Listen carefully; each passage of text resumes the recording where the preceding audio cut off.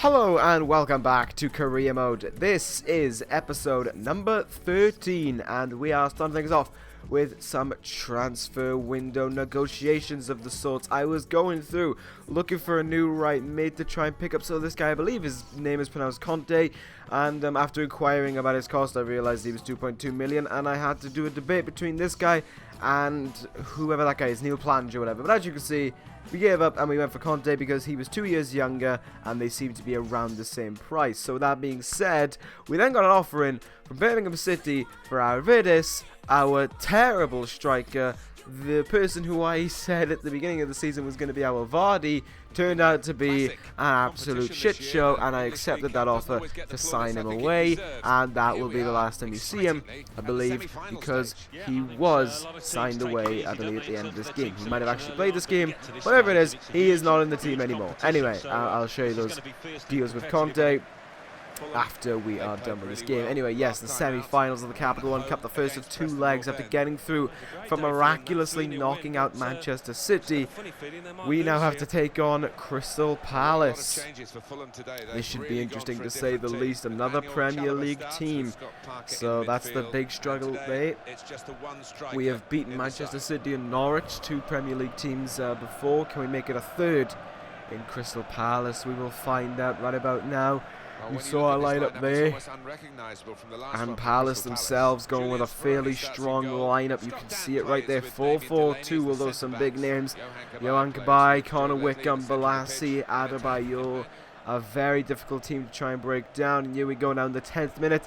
We are on the run. We got Iheanacho on the ball. Look at this, getting through everyone, surprisingly. Getting into the penalty box here. Pulling back. Could have passed it potentially, but took a shot with his right foot. And unfortunately that was saved. Moving on now, 10 minutes later, Chalobah's on the ball, now plays in, lovely through ball to Iheanacho, and unfortunately that gets saved again. And there was very little we could do to get past Julian Speroni. He was tremendous in goals, as you could see from those saves. And now, here we go, trying to get an attack going. There was Palace. Take the ball off them, doesn't stop them, they get it back. Connor Wickham here plays into Ledley. Very problematic to say the least. Adebayor takes a shot, it's a good save though from Bettinelli. Kind of basic, but he got the job done. Aside from that, nothing really happened until the 90th minute when Palace got themselves a free kick on the edge of the box. A close moment there, could have got them the lead, and it's certainly an away goal heading into the next leg. However, we were able to clear away, stop the threat, and end the game 0-0. A very boring game to say the least. And that means heading into the second leg now, because we are just going to be looking perhaps for one away goal, and that should be enough to get us through, of course. Anyway, with that being said, 0-0, not really much to say about the game. It was a fairly boring one. Moving on here, as you can see, Arvidas was in fact sold. We're not going to follow the one about Neil Plange. Instead, we're going to go on to Conte, because that is a player we are going to indefinitely sign. As you can see, you're going into the transfer, just trying to see what we can do. We realized it's probably going to be a little bit difficult to sign him because he's a member of Anderlecht. So whether or not he'll accept, we'll see. As you can see there, he said no, so we offered him a bit more money, as you always do, because that seems to be a thing about footballers on this game. They love the money, and he decided to decline that one again.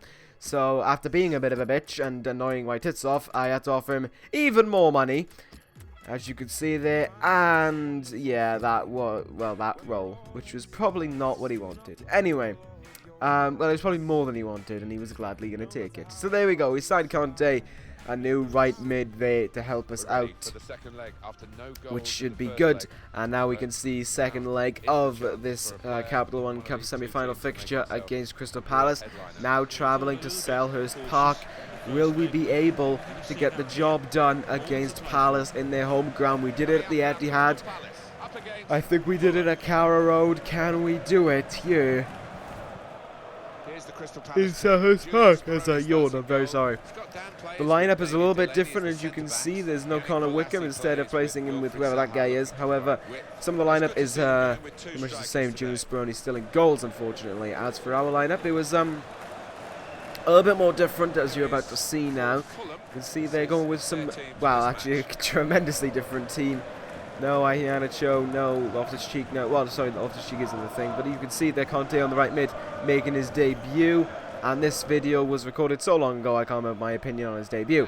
Anyway, here we go. Earlier in the game, Pereira steals the ball one-on-one with the keeper. Gets it at an awkward angle. However, again, Julian Speroni pulls off a tremendous save there. Is able to keep the ball out. 33rd minute now. Conte running down the wing. Cuts inside here. Going to make a run infield now. Finding the gap and just running right through it. Getting into the penalty box now. Takes the shot, and that happened, to say the least. So very frustrated there by Conte. Couldn't put the ball away. Dembele took a shot of his own a few minutes later, but that got saved as well. Julian Speroni with 2 amazing games against us, and that game, well, we just couldn't stop him. And now a corner here just after that. Look at this, just a cluster in the box. Loftus-Cheek takes a shot, and again Speroni with another tremendous save. Moving on now to the brink of half-time. 45th minute here. Looks for the cross there from the corner. That failed. We are now able to go on the counter-attack. Can we get anything from this? Can we take the lead perhaps? Dembele with the run. Plays into Ince. Ince finds Pereira. He might be out of breath, but he knows what he's doing on the ball. Pereira finds Ince in the box. Ince beats his man. Takes the shot, and it's 1-0. The lead for Fulham in the second leg, the finals, the shot at Wembley of either meeting Newcastle or Manchester United is right there. We have the lead. We just need to hold on to it for 45 more minutes, and we are going to Wembley. Big opportunity there. Nice goal from Ince, just able to beat his man, and then just getting an angle where Speroni couldn't get it. That felt good to finally get it past him. Anyway, moving on now. You can see even though we're 1-0 up, we're still pressing on the attack. Dembele here somehow holds onto the ball there, takes a shot, but Speroni gets another save. And from then on, this game became very much focused by Crystal Palace. Seeing here, 75th minute, take a free kick. There it is, Connor Wickham with the strike. Bettinelli though gets the save, and then this. Oh my god. What is it with me and giving away absolutely terrible goals? I don't know, but every time it happens, it backfired. It just, what a terrible goal to give away. I just don't have words for it. It's not like it's a difficult ball to clear away, but the fact that he just goes straight to him, and then, you know, Bettinelli's off his line, so obviously he's not going to be able to get to it. What a terrible goal to give away. Like, seriously, dreadful goal. 1-0 there. Sorry, 1-1. But however, that does mean we're still going to go through on away goals, thankfully, at this point. And you can see now, 80th minute, just trying to make sure we do definitely go ahead. Pereira there loses the ball. Dembele with a desperation shot that goes over the bar. Not by much, but of course it's still enough for it to obviously not wind up in the back of the net. Just kept on going up. You can see in 90th minute now, they're on the attack, trying to get that goal, and here comes MacArthur. The 90th minute scripting is strong in this one. I don't know what to say. Seriously, so much BS again. Get it there, and MacArthur just somehow gets the shot, beats Bettinelli. It's in the back of the net. It's 2-1, and that means they're leading 2-1 on aggregate. If we scored a goal, we could still go through to Wembley. The chance is still alive. However, this is kick-off, and we run about 5 steps, and the ref calls for the whistle. So that happened, and yeah, our hopes end there, which kind of sucked.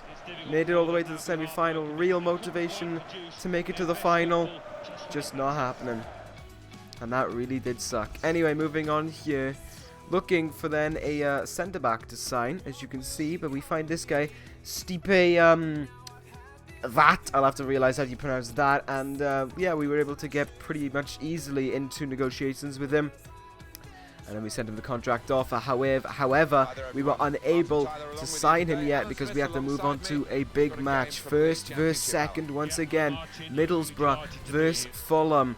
This is a big game to say the least, as well it pretty much decides who is going to be leading the league. Forest still in the title hunt, as you can see there. The top 3 separated by just 3 points, 2 points even, my apologies. Sheffield Wednesday, it's not that far behind though. That is the lineup though for Middlesbrough. You can see their very strong lineup, and on the bench as well there was Gaston Ramirez, which gets me very worried. You can see Stuart Downing, Jordan Rhodes, Two very talented players, and two players that we're going to have to definitely keep down in the defence. Here's our defence playing a very strong defence and a very strong team, because we needed this win. We need the win to go ahead in the league. We need the win to just stay on top, stay in this title hunt. And it was a difficult game to say the least here, going all the way to the 22nd minute, or the 23rd minute even. Hyndman wins us a free kick here. Hyndman takes it. It's poorly cleared, but Lukaku there able to play it in. Then Swill just appears out of nowhere, plays into Kasan Glitch, who takes a good shot, but wow, a very good save there by the keeper. And unfortunately, we were unable to break the duck there. You can see good dive by the keeper when he's able to get his fingertips to it. Fast sorting now, brink of half time. It's Middlesbrough on the ball now. Desart running with the ball, finds Stewart. Downing dangerous on the ball, finds Clayton Rhodes, but it's a good save by Bettinelli. Jordan Rhodes there unable to get it off the first time strike. Now on the brink of half time, looking to try and once again take the lead. Jordan Ibe on the ball, lovely run there, beats his man, passes it into Iyanicho, takes the shot, it's saved, and I don't know what Kasaniklic was looking for there, but it's a very ambitious shot. However, gets cleared away. Moving on to the second half now. Ibe somehow makes his way through everyone there, takes the shot, but it's such a weak ball that the keeper was able to save it easily, which was very frustrating to say the least. 80th minute now, trying to get an attack going here. A horrible pass, whatever that was. Played it in here. Gaston Ramirez. Good save of Bettinelli. Ramirez, though, is there on the rebound, and it beats Bettinelli, and it finds its way into the back of the net and makes it in there for 1-0. There is Ramirez, and I love his celebration. His celebration was so good that he didn't get up to celebrate it because he was actually crippled. So that was great. He just gets injured there, and shame he didn't die and the goal wasn't disallowed. Anyway, Ramirez took the lead for Middlesbrough, and, well, that sucked. Anyway, brink of the end of the game now. We're trying to get our own 90th minute script in. Revenge for what happened at Crystal Palace. Shots there by Labia, deflected and then saved. Oh, that was frustrating. Now you can see just trying to get the ball back in a desperation tactic here to lose the ball. No one there to get it, though. For some reason, we're so spread out, and it's just looking terrible. Could get broken down here. Could even make it 2-0. Thankfully, before they could make the attack, the referee blew for the final whistle, and that meant an end to the game. That meant another loss. I think this is the first episode where we haven't won a match. 1-0 loss here. Well, technically we didn't even score a point because the other two games were, of course, were cup games, so that sucked. Anyway, deadline day is here now after losing that match. Still trying to look for the positives here, and on deadline day, as you can see, I'm just going to call him Stipe for now, accepts the offer and it will be joining the club, and that's a nice signing to make on deadline day. Reason why I decided to make it is the centre-backs are kind of lacking. Another problem with them is they're all very old as well. They're all in like their late 20s, which gets me worried about them, and of course I want to build a youth squad so this team can last a few seasons. Anyway, there's Conte stats. Pause them if you want to see them. There it is. Anyway, 4-star weak foot, 4-star skill moves, which is very good. And now moving on to the new guy's side. I will learn how to pronounce his last name, but for now I'm just going to call him Stipe. It is not too bad stats, 70 rated, pretty good for this team. Or, pretty average even for this team, which is nice. And a 4-star weak foot, which is not too bad. Anyway, there's the league table to finish off the episode. We are still only 2 points behind Middlesbrough. However, as you can see, Nottingham Forest, they are close as well with their points difference being just 1 point behind. It is heating up here as we get closer and closer towards the end of the season. What is going to happen? I don't know. Stay tuned to find out, but that's going to end this episode of Career Mode. Thank you guys for watching. Take care, guys, and ta-ra.